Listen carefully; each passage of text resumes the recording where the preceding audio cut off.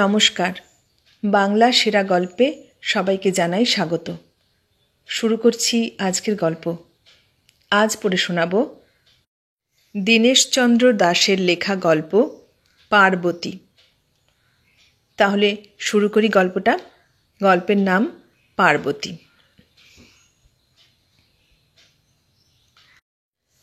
পার্বতী মন্দির তলে দাঁড়াইয়া চাহিয়া দেখিল, দেবতার গৃহপ্রাচীরের গাত্রলগ্ন বনলতার শ্যামল পত্রের উপর সূর্যাস্তের কিরণ লেখা হরিত বর্ণে রঞ্জিত হইয়া উঠিয়াছে। মন্দিরের সোপান শ্রেণী বাহিয়া মানব মানবিকার যাতায়াতের একটা শৃঙ্খলিত গতিস্রোত দীর্ঘ ও বিচিত্র বর্ণ লইয়া নিঃশব্দে পদচারণ করিতেছে। সে তাহার অঞ্চলের অন্তরালে আচরিত কুসুমগুচ্ছের থালাখানি যুক্ত অঞ্জলির উপর ধারণ করিয়া উচ্চারণ করিল, দেবতা, তুমি কি সত্যিই সুখী? পার্বতী সারাদিন ধরিয়া একটি একটি করিয়া ফুল বাছিয়া রঙের পর রং মিলাইয়া কিশলয়ের আস্তরণের উপর ফুল সাজাইয়া একখানি ফুলের থালা প্রস্তুত করিয়াছে। বহুদিন হইতে তাহার মনে হইত মানুষের দুঃখ দেবতা বুক পাতিয়া লন, কিন্তু দেবতা তাহার দুঃখের বোঝা কোথায় রাখেন? তাহার নিজের যাহা দুঃখ ছিল তাহা সে ভুলিয়া যাইত। দেবতার দুঃখের কথা ভাবিতে ভাবিতে তাহার সমস্ত বেদনা হাত বাড়াইয়া দেবতার দুঃখের ভাগ বুকে টানিয়া লইতে চাহিত। এমনি করিয়া সে অনেক দুঃখকে ছাপাইয়া উঠিয়াছিল। অন্তহীন সুখের প্রলোভন হইতে আপনাকে দেবতার দুঃখে দুঃখ মেলাইবার পরম শান্তিতে ডুবিতে পারিয়াছিল। আজ তার মনে হইয়াছিল এই অর্ঘ্যবিহীন শূন্য ফুলের থালাখানি দেবতার মন্দিরে স্থাপন করিয়া আসিবে। আরতির পর শূন্য মন্দিরে বসিয়া দেবতা যখন মানুষের নিবেদিত অর্ঘ্যস্তূপের দিকে চাহিয়া থাকিবেন, তখন এই কুসুম থালিকার উপরও তাহার দৃষ্টি পড়িবে। সেই অবসন্ন অবসরে বুঝি একক নিঃসঙ্গ দেবতার সমস্ত বেদনা তিনি ওই থালাখানির উপর রাখিয়া দিয়া নিশ্চিন্ত হইয়া ঘুমাইতে পারিবেন। পার্বতী তাহার নিজের মনের মতো করিয়া এ সকল কথা ভাবিল, আর ভাবিল একটু দেরি করিয়াই সে মন্দিরে যাইবে। তাই মন্দিরের সোপানতলে আসিয়াও সেই শূন্য অবসরের জন্য অপেক্ষা করিতেছিল। তাহার সম্মুখ দিয়া শত শত মানুষ কি কামনা বুকে ভরিয়া যে মন্দিরের দিকে চলিয়াছে তাহা সে ভাবিতে চেষ্টা করিল। সেই মুহূর্তেই যাহারা মন্দির হইতে ফিরিতেছে তাহাদের মুখের দিকে চাহিয়া সে ভাবিতে লাগিল, না জানি উহারা কি লইয়া ফিরিল। চিন্তা করিতে করিতে পার্বতীর চোখের দৃষ্টি হইতে জনস্রোতের সমস্ত ছবি মুছিয়া গেল। অন্ধকারে ঢাকা দূরান্তরের বিটপী শ্রেণীর গাত্রস্পর্শ করিয়া আকাশের গায়ে যে একটা ম্লান আলোর ধারা কাঁপিয়া কাঁপিয়া রাত্রির মৌনতার চারিদিকে ফিরিয়া উঠিতেছিল, তাহারই দিকে দৃষ্টি তুলিয়া পার্বতী ভাবিতেছিল, দেবতা কি একলা থাকেন না? কখনো না। মানুষ যখন দেবমন্দির ছাড়িয়া আপন আলয়ে ফিরিয়া যায়, পূজারী ব্রাহ্মণ যখন দিনান্তে সুখ দুঃখের বোঝা নিদ্রার কোলে স্থাপন করিয়া নিশ্চিন্ত অন্তরে সুপ্ত সন্তানের পার্শ্বে শয্যা গ্রহণ করে, দেবতা কি তখনও একলা থাকেন না? তখনও কি তিনি দেখিতে পান না লোকচক্ষুর অন্তরালে বাহিরের পরিপূর্ণতার মাঝখানে আমারই মতো কত মানুষ তাহার একলা মনের বেদনা আকাঙ্ক্ষা সাজাইয়া পূর্ণতার প্রতীক্ষায় বসিয়া থাকে?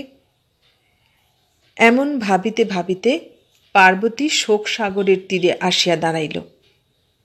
এমন সময় তাহার সঙ্গে যে বালকটি আসিয়াছিল সে পার্বতীর হাত ধরিয়া টানিয়া বলিল, হ্যাঁ মা, এ বুড়িটা কি করতে মন্দিরে যাচ্ছে? বালকের কথায় পার্বতীর ধ্যান ভাঙিয়া গেল। সে চাহিয়া দেখিল একটি বুড়ি পৃথিবীর যত জঞ্জাল ঘাড়ে করিয়া লাঠির উপর তাহার জরাজীর্ণ দেহের ভার রাখিয়া সোপান আরোহণ করিতেছে, আর তাহার ক্লেশাতুর কণ্ঠস্বর থাকিয়া থাকিয়া অস্পষ্ট ভাষায় কি কথা উচ্চারণ করিতেছে। বালক পার্বতীকে নাড়া দিয়া বলিল, একটা পয়সা দাও না মা ওকে। পার্বতীর মুখে কোনো উত্তর পাইবার পূর্বেই বালক ডাকিল, ও বুড়ি, পয়সা নিয়ে যা। বুড়ি ফিরিয়া দাঁড়াইল। তাহার লাঠিটাকে ভালো করিয়া ধরিয়া বালকের দিকে চাহিয়া বিড়বিড় করিয়া বকিতে লাগিল, ওই পূবের দিকে যে রাস্তাটা পশ্চিমের দিকে গেছে তারই পরে সে মস্ত বড় একটা মাঠ, তারপরেই যে স্বপ্নপুরী, তারপরে যে বনটা, তার ধারে যে ভাঙা বাড়িটা, ওইখানে যারা থাকে তাদের কাছে কেমন করে খবর পাঠাই আমি? তাও সেই যে এসব মালপত্র যাবার সময় আমার কাছে রেখে গেল, আজ পর্যন্ত নিয়ে যাবার নাম নেই। কতকাল আমি আর এসব ঘাড়ে করে আগলাই। তোরাও মরেছিস, বালাই গেছে। এখন যে কটা বেঁচে আছে তাদের দেখে কে? এই বলিয়া বুড়ি আবার সোপান বাহিয়া উঠিতে লাগিল।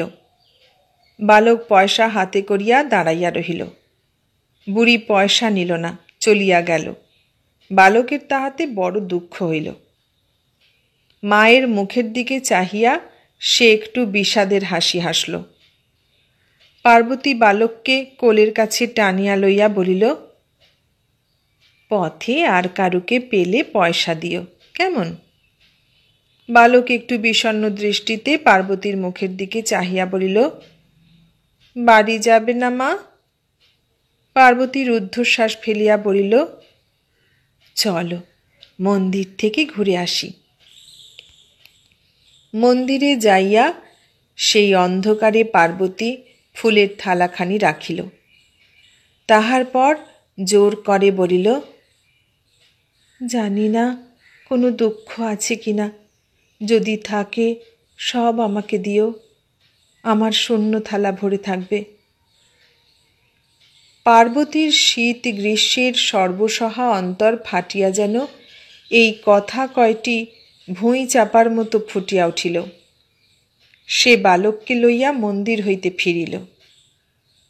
মন্দির হইতে আসিবার সময় পার্বতী দেখিল একটি রমণী বসনাঞ্চলে কি যেন ঢাকিয়া লইয়া ধীর পদে মন্দিরের অভিমুখে চলিয়াছে।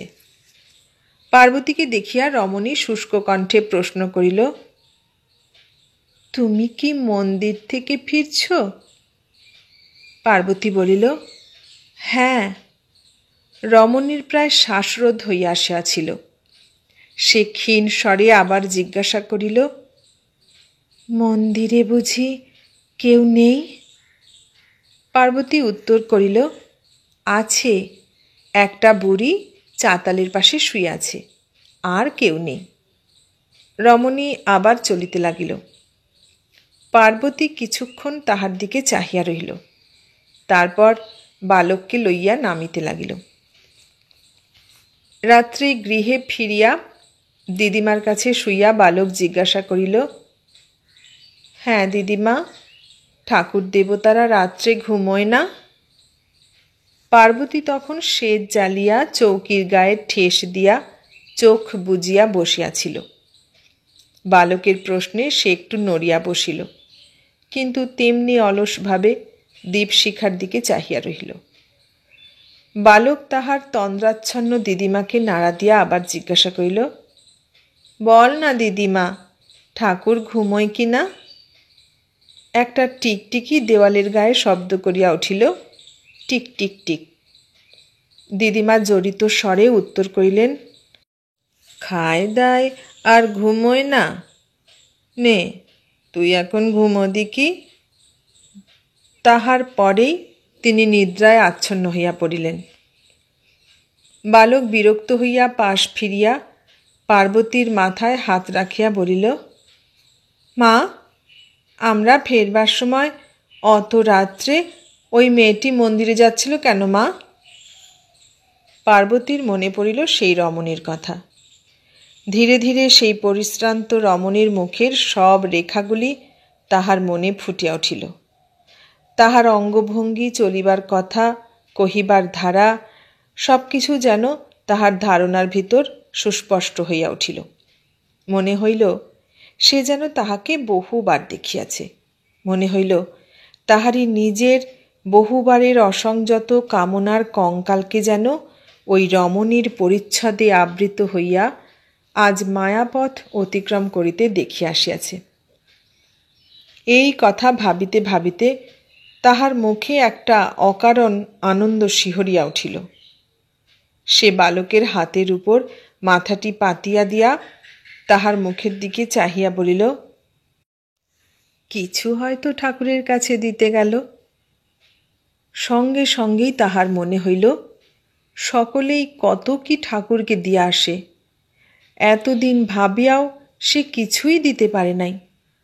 আজ বহুদিন পরে তাহার সমস্ত কামনা সাজাইয়া, সমস্ত দুঃখ বাছিয়া বাছিয়া, সমস্ত আনন্দের রঙের পর রং মিলাইয়া একখানি শূন্য থালা দেবতার বিশ্রামদ্বারে পাতিয়া রাখিয়া আসিয়াছে। জানে না তাহা কিসে পূর্ণ হইয়া উঠিবে, অথবা প্রভাতে পুষ্পপত্রের প্রত্যাখ্যাত স্তূপের মধ্যে তাহা ভাঙিয়া চুরিয়া পড়িয়া থাকিবে। পার্বতীর সমস্ত শরীরে যেন নবীন চেতনা সঞ্চারিত হইয়া গেল। তাহার অবসন্ন দেহভার সে চৈতন্যে উৎসারিত হস্তের মতো কিসের আশায় উন্মুখ হইয়া উঠিল। সে উঠিয়া বসিল, বালককে বুকের কাছে চাপিয়া ধরিয়া কানে কানে বলিল, কাল খুব ভোরে আমরা মন্দিরে যাব, কেমন? বালক বলিল, কাল বাবা আসবে মা? পার্বতী হাসিয়া বলিল, খুব ভোরে উঠে চলে যাব, আবার খুব সকাল সকাল ফিরে আসব। বালক মায়ের গলায় হাত বাড়াইয়া দিয়া বলিল, হ্যাঁ তাই হবে, আমাকে তাহলে ভোরবেলা তুলে দিও। পার্বতী বালকের ললাটে মুখ রাখিয়া অনেকক্ষণ সেইভাবে পড়িয়া রহিল। বালক ঘুমাইয়া পড়িল। পার্বতী ধীরে ধীরে মুখ তুলিয়া লইল। তাহার পর নিজের বক্ষের উপর দুই হাত চাপিয়া ধরিয়া চোখ বুজিয়া বসিয়া রহিল। হঠাৎ উঠিয়া পড়িয়া প্রদীপ নিভাইয়া দিল। নিজের মনে বলিতে লাগিল, ঘুমোতে কি পারে সে কখনো? আমার মতো যারা জেগে বসে থাকে তাদের কাছে তাহলে কে এসে দাঁড়ায়? আবার অনুচ্চ স্বরে নিজের মনেই সে বলিতে লাগিল, যেন কে আসিয়াছে, কাহার সঙ্গে সে কথা কইতেছে। না, ঘুমোইনি তো। কেন এলে তুমি? কি মনে করে এলে? থালা? হ্যাঁ, সে আমিই রেখে এসেছি। কেন? দেবতা, সত্যি বলতে পারো? তোমার কোনো দুঃখ নেই, কোনো আশা নেই, কোনো আকাঙ্ক্ষা নেই? তোমার নিজের বলে কিচ্ছু নেই? মিছে কথা, আমি বলছি মিছে কথা। আচ্ছা, তুমি বসো, আমি আর কিচ্ছু বলবো না। তুমি যা চাও আমিও তাই চাইব। এতদিন বুঝিনি তুমি এত পূজার আড়ালে এমন করে হতাশ হয়ে বসেছিলে। না, তুমি আমার মাথার কাছে বসো, তোমার হাতটা রাখো আমার কপালের উপর। আহ, আচ্ছা, তুমি না দেবতা? এতদিন বুঝতে পারোনি কিছু? তোমারও অভিমান আছে? যেতে হবে? কোথায়? যারা জেগে আছে সবার কাছে? সারা রাত তাহলে ঘুমোও না তুমি? দিনেও না? আচ্ছা যেও, আমি ঘুমিয়ে পড়লে যেও। এমন করে যাবে আমি যেন জেগে না উঠি। জানালা দিয়া মধ্যরাত্রের বাতাস পার্বতীর এলাইত কেশরাশি কাঁপাইয়া দিয়া তার ললাট স্পর্শ করিল। পার্বতী মেজের উপর ঘুমাইয়া পড়িল। প্রত্যুষে আনন্দে জাগিয়া উঠিয়া সে বালককে সঙ্গে করিয়া মন্দির অভিমুখে ছুটিল। তখনও উষার কুহেলি কাটিয়া রক্তপদ্ম ফুটিয়া ওঠে নাই। আশপাশের সমস্ত অস্তিত্ব যেন পার্বতীর সামনে মুছিয়া গেল। আজ প্রভাতের বিশ্বব্যাপী জাগরণ যেন তাহার এই আনন্দের অধীরতাকে আশ্রয় করিয়াই ফুটিতে পারিয়াছে। মন্দিরের সম্মুখে উঠিয়া সে ছুটিয়া দরজার কাছে যাইয়া হঠাৎ পিছাইয়া আসিল। সেই শব্দে বুড়ি জাগিয়া উঠিয়া চাতালের কোণ হইতে বিড়বিড় করিতে লাগিল, ঘুমো না বাছা একটু, সারা রাত যে কি কাণ্ড করিস, দিনের বেলা তো মানুষের কাছে দেখাস ভালো মানুষটি, তোকে নিয়ে আর পারি না আমি আর কতদিন তোকে আগলে বেড়াবো বলতো। বুড়ি আবার চুপ করিয়া গেল। মন্দিরের ভিতরে যে থাকে সে যেন বুড়িরই দৃষ্টির বেষ্টনে অকল্যাণের হাত হইতে রক্ষা পাইয়া আসিয়াছে। পার্বতীর ইচ্ছা হইল ছুটিয়া গিয়া বুড়িকে বুকে জড়াইয়া ধরে। তাহার দেবতাকে সে এত ভালোবাসে, রাত্রির অন্ধকারেও তাহার মঙ্গল চিন্তা তাহার দেবতাকে ঘিরিয়া থাকে। তাহার প্রাণের কৃতজ্ঞতা ঢালিয়া দিতে ইচ্ছা করিল। এ সকল যেন তাহারই করিবার কথা, না বুঝিয়া সে এতদিন দেবতাকে ছাড়িয়াছিল। বুড়ি তাহার দেবতাকে সঙ্গ দিয়াছে। তাহার পর কি ভাবিয়া সেই অল্প আলো ও অন্ধকারের ভিতর অতি সন্তর্পণে মুক্ত মন্দির দ্বার অতিক্রম করিয়া পুষ্পপত্রের স্তূপের ভিতর যে দুইখানি ক্ষুদ্র হস্ত ঊর্ধ্বে উঠিয়া খেলিতেছিল, তাহার উপর ঝুঁকিয়া পড়িয়া সে চুম্বন করিল। ফুলপাতা সরাইয়া শিশুকে বুকে তুলিয়া লইতে গিয়া দেখিল তাহারই নিবেদিত ফুলের থালাখানি ভরিয়া শিশুটি শুইয়া আছে। পার্বতী মন্দির ছাড়িয়া পথে নামিল। তাহার মনে হইল আজ প্রভাত সমীর যেন বাধা বন্ধ হারা। তৃণে তৃণে যেন কে আজ ভাষা অর্পণ করিয়াছে। তরুণ আলোর ধারায় ধারায় যেন বিহগের গীতধ্বনি গোপন ভুবনের আশার কথা বাহিয়া আনিয়া কম্পিত পুষ্পলতার অন্তরে প্রান্তরে জীবন কাহিনীর প্রতিধ্বনি ধ্বনিয়া চলিয়াছে। পার্বতী শিশুকে বুকে ঢাকিয়া যখন গৃহে ফিরিল, তখন তাহার মা গৃহকার্য সমাপন করিয়া স্নান সারিয়া প্রাঙ্গণে দাঁড়াইয়া যুক্ত করে সূর্য প্রণাম করিতেছিলেন। পার্বতী ধীরে ধীরে আসিয়া তাঁর পশ্চাতে দাঁড়াইল। প্রণামান্তে তাহার মা মুখ ফিরাইয়া চাহিতেই পার্বতী শিশুটিকে মায়ের বুকের কাছে ধরিয়া বলিয়া উঠিল, ধরো ধরো।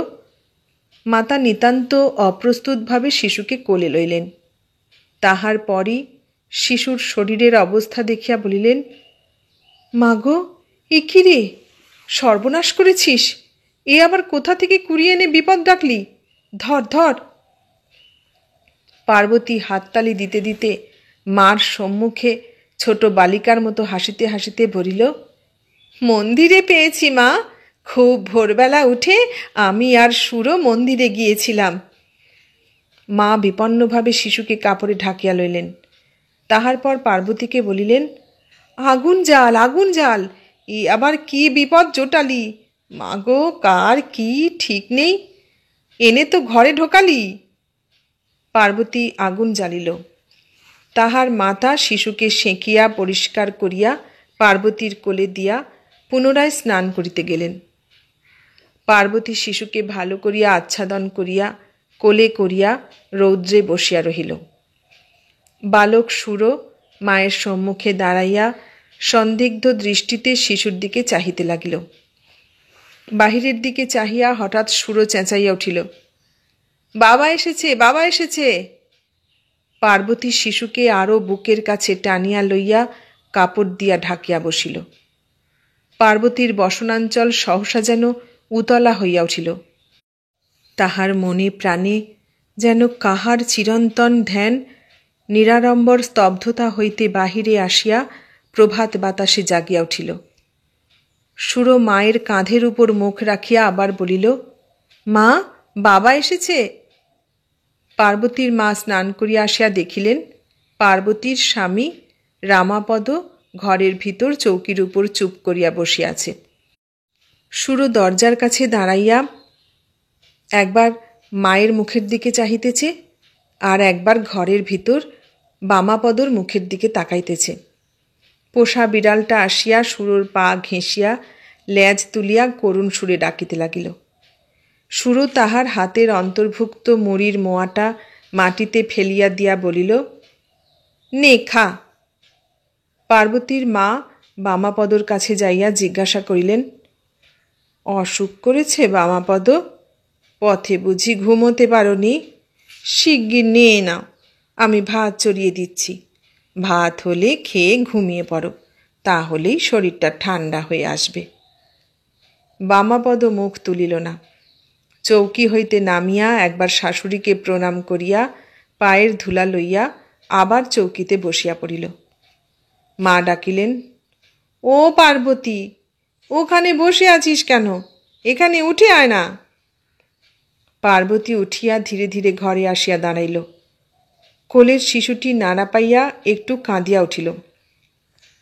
পার্বতীর মা সুরোকে সঙ্গে লইয়া বাহিরে যাইবার সময় আবার বলিয়া গেলেন, তুমি নে নাও বাবা, এখনই আমার ভাত হয়ে যাবে। তিনি রান্নাঘরের দিকে চলিয়া গেলেন। পার্বতী কোমল স্বরে বামাপদকে লক্ষ্য করিয়া বলিল, এমন করে বসে রইলে যে, কাপড় বের করে দেব? বামাপদ বলিল, না, শরীরটা ভালো না, স্নান করব না। স্নান না করো, কাপড় চোপড় তো ছাড়বে। ভাত খাবো না মনে করছি। ভাত না খেলেও আর কিছু খাবে তো, রুটি করে দেব? বামাপদ তারও কোনো উত্তর দিল না। পার্বতী শিশুটিকে বিছানায় শোয়াইয়া দিয়া বামাপদকে বলিল, তুমি একটু দেখো, আমি রুটি করে আনি। পার্বতী চলিয়া গেল। বামাপদ একটু সরিয়া বসিল। শিশু তাহার পিছনে অঘরে ঘুমাইতেছিল। পোষা বিড়ালটা আবার আসিয়া বামাপদর পা ঘেঁষিয়া দাঁড়াইল। বামাপদ তাহাকে লাথি মারিয়া ফেলিয়া দিল। বিড়ালটা আবার উঠিয়া আসিয়া বামাপদর পিঠের কাছে গা ঘষিতে লাগিল। বামাপদ একেবারে লাফাইয়া উঠিল। একটু চাহিয়া দেখিয়া হাত দিয়া বিড়ালটাকে ঠেলিয়া আবার বসিয়া পড়িল।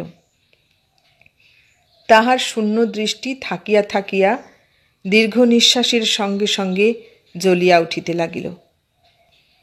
কিছুক্ষণ পরে পার্বতী ঘরে আসিলে বামাপদ প্রশ্ন করিল, এ কার ছেলে? পার্বতী হঠাৎ গম্ভীর হইয়া বলিল, কেন, বলছি তো আমার। বামাপদ কপাল কুঞ্চিত করিয়া জিজ্ঞাসা করিল, তোমার মানে? পার্বতী উত্তর করিল, আমার মানে আমার, মানে আমি ওর মা। বামাপদ কয়েক বৎসর পরে কর্মস্থল হইতে ছুটি পাইয়া বাড়ি আসিয়াছে। পার্বতীর কথায় তাহার সমস্ত চৈতন্য যেন লোপ পাইতে বসিল। সে উঠিয়া দাঁড়াইল। ঘরের ভিতরে অবরুদ্ধ সিংহের মতো ঘুরিয়া বেড়াইতে লাগিল। পার্বতী নম্রভাবে বলিল, আজ সকালেই মন্দিরে একে কুড়িয়ে পেয়েছি। বামাপদ বলিল, কাল রাত্রেও তো তুমি অনেকক্ষণ মন্দিরে ছিলে। পার্বতী মাথা নাড়িয়া বলিল, হ্যাঁ ছিলাম, কিন্তু তখন এ মন্দিরে ছিল না। বামাপদ গম্ভীর স্বরে ডাকিল, পার্বতী। তাহার স্বর কাঁপিয়া গেল। পার্বতী বামাপদর হাত ধরিয়া চৌকিতে বসাইয়া বলিল, কি বলছিলে? এ ছেলে কার? পার্বতী উত্তর করিল, কার ছিল তা জানি না, দেবতার কাছে পেয়েছি, এখন এ আমার। কোন জাত, কার ছেলে জানো না, তাকে তুমি কি বলে আনলে? কার ছেলে তুমি কিছুই জানো না? পার্বতী তেমনি আশ্চর্য হইয়া বলিল, বলেছি তো জানি না, তবে আমি যা চেয়েছিলাম তা পেয়েছি, এ আমারই দেবতার। বামাপদ খেপিয়া উঠিল, দেবতা? দেবতাকে? কে সে? কার এ ছেলে বলো, তা নইলে হয় তুমি এ বাড়ি ছেড়ে চলে যাবে, নয় আমি চলে যাব। তুমি না আমার সন্তানের মা?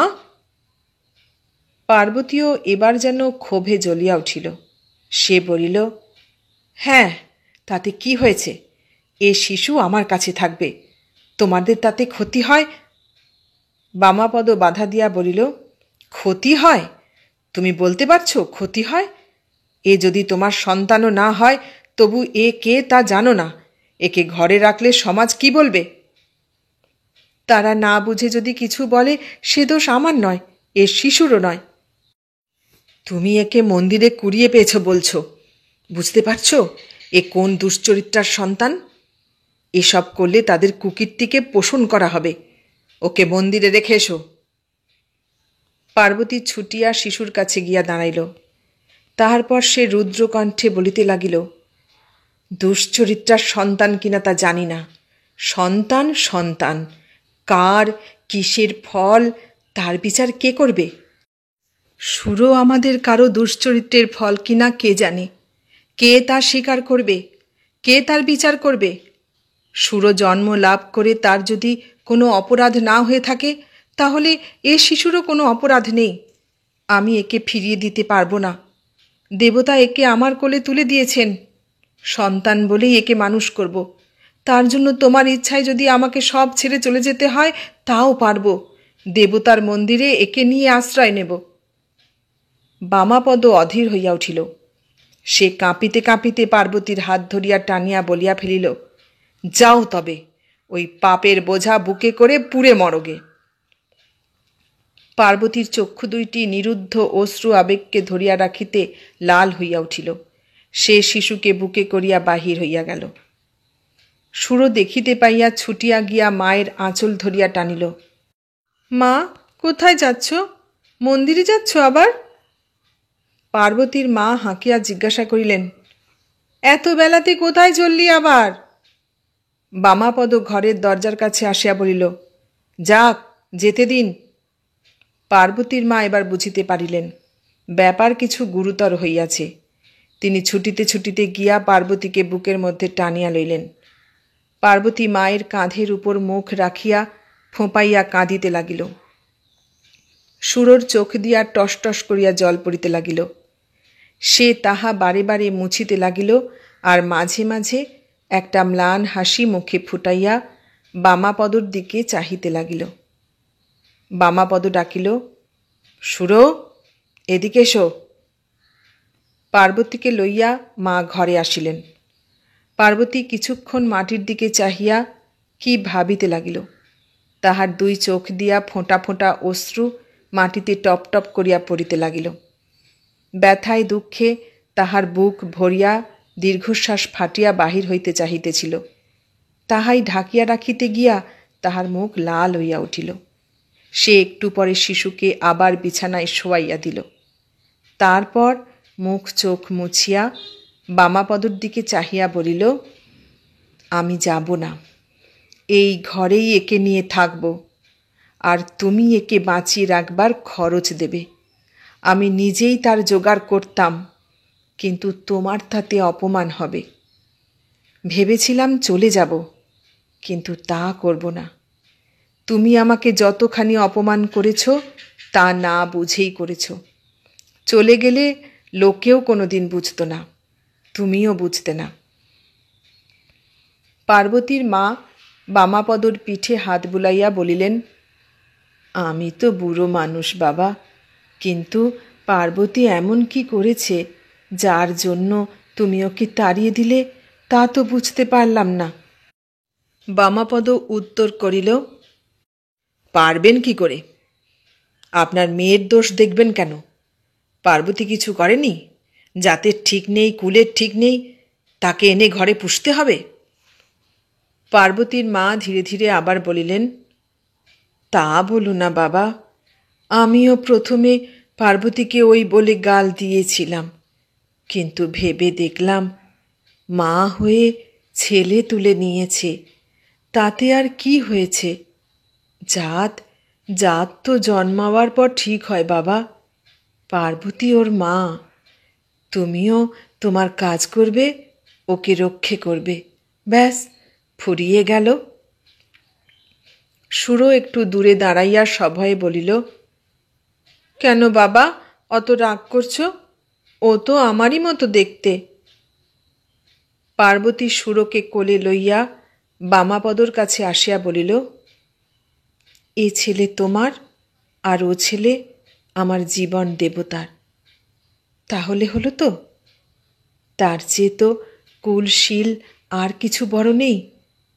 তুমি অমন করো না, একটু ভেবে দেখো, কেউ না নিলে ও কি করে বাঁচবে? পার্বতীর মা বামাপদর বুকে হাত দিয়া বলিলেন, নে বাবা নে, কেউ ফেলে দেয়, কেউ তাই কুড়িয়ে নেয়। এই তো সংসারে এতকাল দেখছি, যা হবার হবে, এখন তো রাখ। বামাপদ সুরকে পার্বতীর কোল হইতে নামাইয়া লইয়া বাহিরে যাইতে যাইতে বলিল, তবে থাক। পার্বতী লাফাইয়া গিয়া নিদ্রামগ্ন শিশুকে চুম্বন ধারায় প্লাবিত করিয়া দিল। তাহার চোখের জল পড়িয়া শিশুর মুখ অন্ধকার রাত্রির শিশিরে ভেজা ফুলের মতো দেখাইতেছিল। বাহির হইতে বামাপদ ডাকিল, মা, ওকে তো কিছু কাপড় করে দিতে হবে। কাপড় এনে দিলে পার্বতী পারবে না সেলাই করে দিতে? পার্বতীর মা বাহিরে আসিতে আসিতে চোখের জল আর হাসি মিলাইয়া উত্তর করিলেন, তার পারবে না বাবা, ওইটুকু তো প্রাণ, কাপড় চোপড় না হলে বাঁচবে কেন? দীনেশ রঞ্জন দাশের লেখা পার্বতী গল্পটি এখানেই শেষ হলো। কেমন লাগলো গল্পটা? ভালো লাগলে লাইক কমেন্ট শেয়ার করো, আর নতুন বন্ধু হলে সাবস্ক্রাইব করার অনুরোধ রইল। সবাইকে অনেক ধন্যবাদ জানিয়ে আজ এখানেই শেষ করলাম।